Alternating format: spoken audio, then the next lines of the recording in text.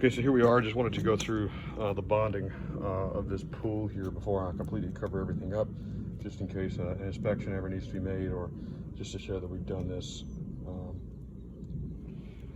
correctly here. So I really started the loop of the skimmer, the original skimmer, or the original replaced skimmer, shall we say. I've bonded into the original rebar here, and then the new rebar here, as you can see. And we started our 8-gauge copper, unshielded copper wire, starting there.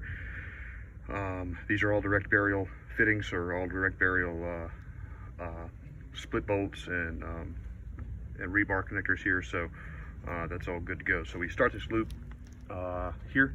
It goes around the entire pool. It goes under the ground here. We showed this yesterday.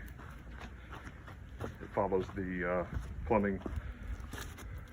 I've uncovered just a little bit of the wire here. You can see where that continues on. See there? There was no rebar connections on this side of the pool. There was no original plumbing on this side of the pool either. It follows around here. Here's our first rebar connection here. This came off. This was original. It came off the pool from the bond beam into the rebar. As you can see, we've cleaned up the end here. We've split bolted that to our main bonding line. Continue on in this loop. This is our skimmer, second skimmer. We've bonded to that. You can see direct burial. We come over here, split bolted to our main bonding line. Come over here, there was another rebar connection here. This one also goes, I believe, to the AC unit on the other end of this, but what we did was, you can see here where this goes into the rebar. It goes across to the AC unit. We split that and then connected it here and here to the main line.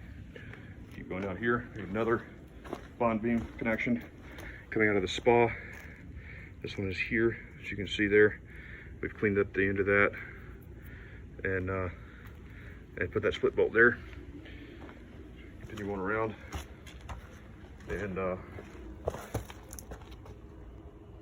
this goes underneath here, loops back around, goes under here, and back to the original where it's tied in there.